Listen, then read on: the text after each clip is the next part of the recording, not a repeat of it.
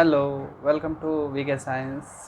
आज हम एक एक्टिविटी करेंगे जिसमें देखेंगे कि एक बलून जो इस तरह से है, इस पर हम फिंगर टिप डालने से भी ये ब्लास्ट नहीं हो रहा है, लेकिन जब हम इस पर एक छोटा सा सेलो टेप इस पर पेस्ट कर लेते हैं और इसको हम लोग एक नीडल से इस पर पर्स करते हैं, तो ये धीरे से ज़्यादा प्रेशर देने के बाद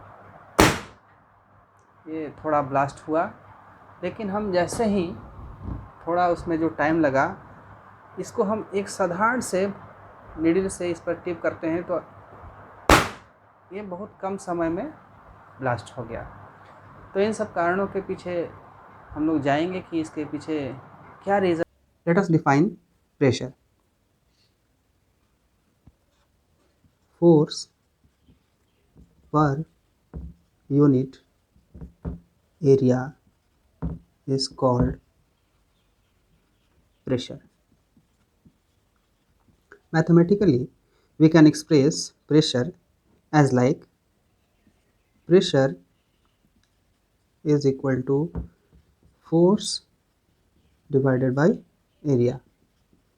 If we are taking in form of symbol, then also P means pressure. This is symbol for pressure. F for symbol for force and A symbol of area. So P is equal to F by A. ये हमारा जो formula जो है बहुत important है, इसी से हमारा रिलेशनशिप इस्टेब्लिश होता है। अब इसमें क्या रिलेशनशिप इस्टेब्लिश हुआ इस फॉर्मूला से, P is directly proportional to F and P is inversely proportional to area. ये जो रिलेशनशिप है हमारे क्वेश्चन का आंसर है। जैसे आप यहाँ से समझ सकते हैं, F जब बढ़ेगा तो प्रेशर भी बढ़ेगा। फोर्स जितना बढ़ा प्रेशर को बढ़ाया, फोर्स जितना कम होगा प्रेशर उतना ही कम होगा।